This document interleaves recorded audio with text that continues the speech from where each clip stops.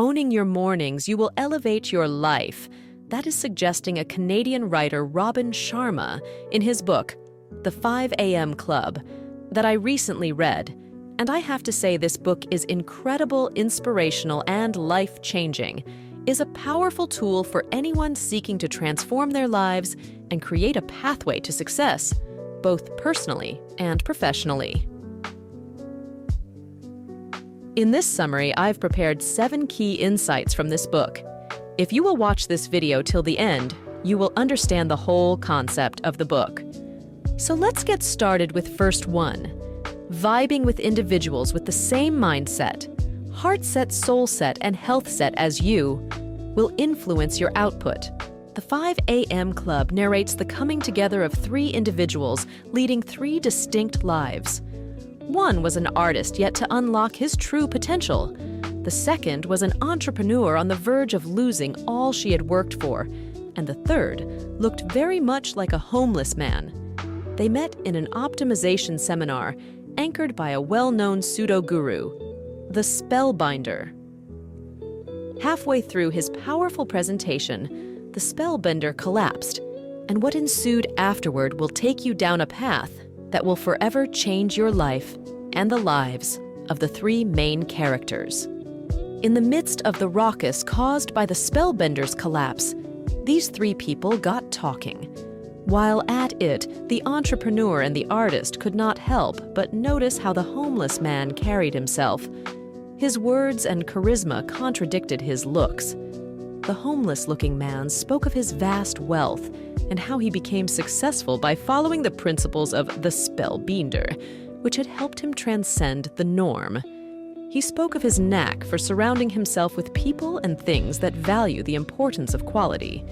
He asserted that this decision had helped him preserve his peace and revamp his joy. Second one is the source of true wealth and fulfillment that leads to living a better life.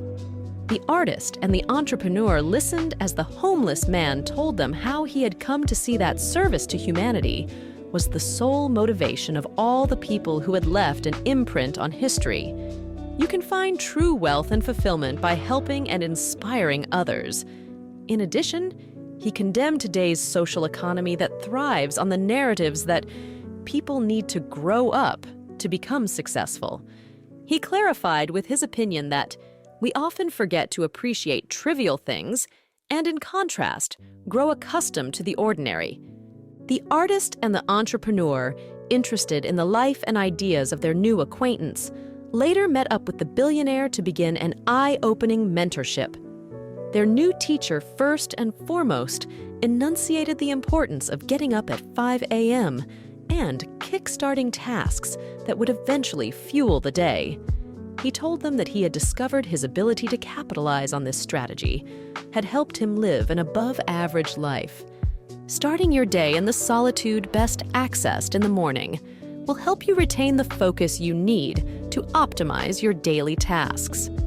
According to this billionaire, who appeared homeless at first, generating high-quality output is one of the benefits of joining the 5 a.m. Club. While drawing on his ascent from mediocrity to the exceptional, the billionaire went on to inform his guests of how he had learned to block all sources of distraction. He backed this argument up with findings by neuroscientists that our peak mental state is where our reasoning heightens, which drives our perceptive capacity to an all-new level. Combining this powerful state with a proven methodology, which the billionaire termed the 20-20-20 formula, would improve your prosperity, productivity, and performance. This concept helped the billionaire develop his cognitive sense and become a visionary thinker. The following day, at precisely 5 a.m., the 3 gathered again, and the billionaire unveiled the first teaching centered on generating better awareness, choices, and decisions. After the revelation, the tycoon asserted that the most successful people have unlocked their capacity to be as meticulous as possible. This characteristic separates the successful few from those who don't invest their all into their work. Third key insight is, the most successful people dedicate their time to the tiniest of details. People who invest their energy and effort into worthwhile causes have a much more solid plan that they generally stick to. They know where to put their resources and how to use them in the most efficient way possible. As such, your output determines who you are.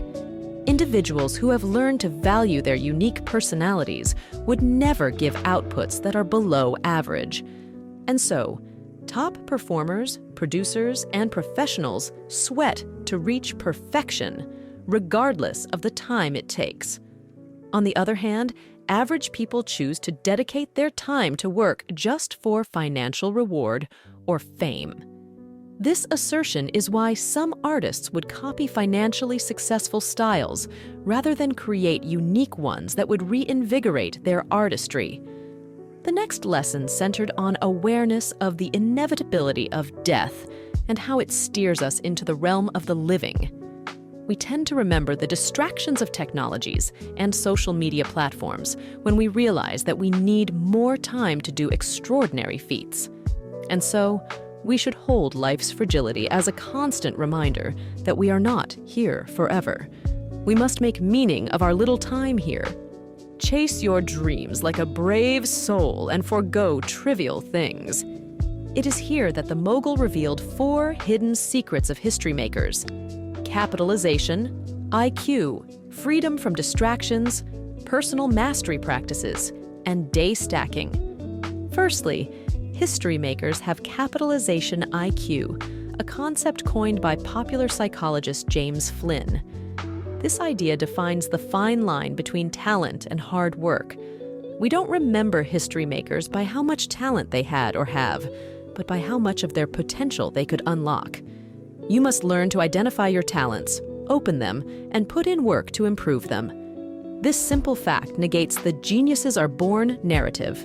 Yet, people that had once come up short in their field and gone to do great things are living proof that hard work trumps raw talent.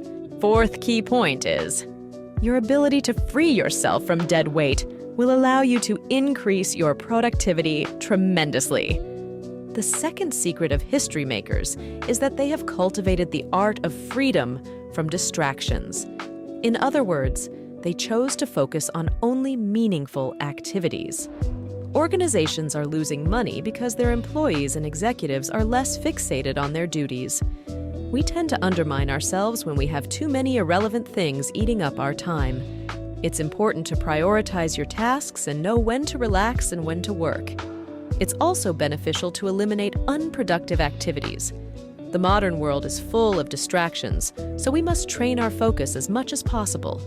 The only way to remain unperturbed by the many distractions in today's world is to screen the things that require our attention. Third, history makers focus on personal mastery practices. These people have worked relentlessly on perfecting their skills, and we revere them as geniuses. Like them, you can work your way up the ladder of success by giving your all to becoming great. Cultivate yourself at different levels until you can change your outlook on life and your place in it.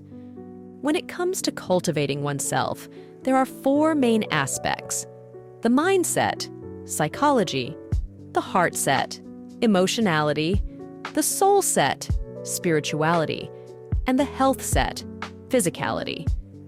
All these levels of our being should undergo constant training early in the morning, preferably from 5 a.m. to 6 a.m. Finally, history makers focus on day stacking. Instead of concentrating on big wins and transformation, they have found ways to improve daily until these refinements stack over time into a monstrous change. Changing your entire life can feel overwhelming, but modifying daily routines is a very achievable task to do. Write down the things you want to change, compile a plan, decide on the activities and the timing, and start working towards a better life. Fifth one is, leave your comfort zone to unlock your true potential and develop the fortitude success requires. At 5 a.m., Billionaire picked up his guests in a helicopter for a field trip. He later announced that they were heading back to the airport, and their next destination was Agra, India. During their exhilarating experience at the Taj Mahal, he disclosed another factor separating the successes from the failures. He had come to understand that successful people chose to do those things that the average person would find difficult. And they repeated those painstaking tasks until they became habits. Your brain will continue to grow only throughout your lifetime if you challenge yourself to expand your horizons and leave your comfort zone.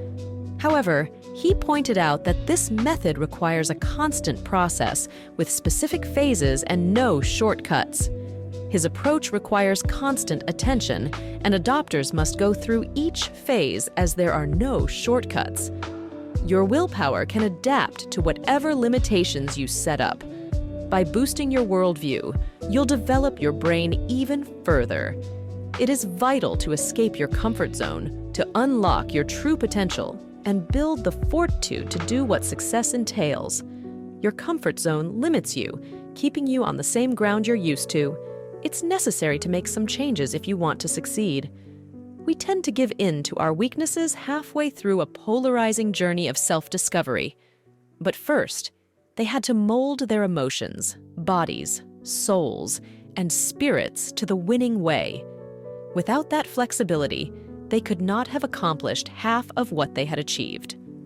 Sixth key insight is, it is not enough to wake up early. It is what you wake up early to do.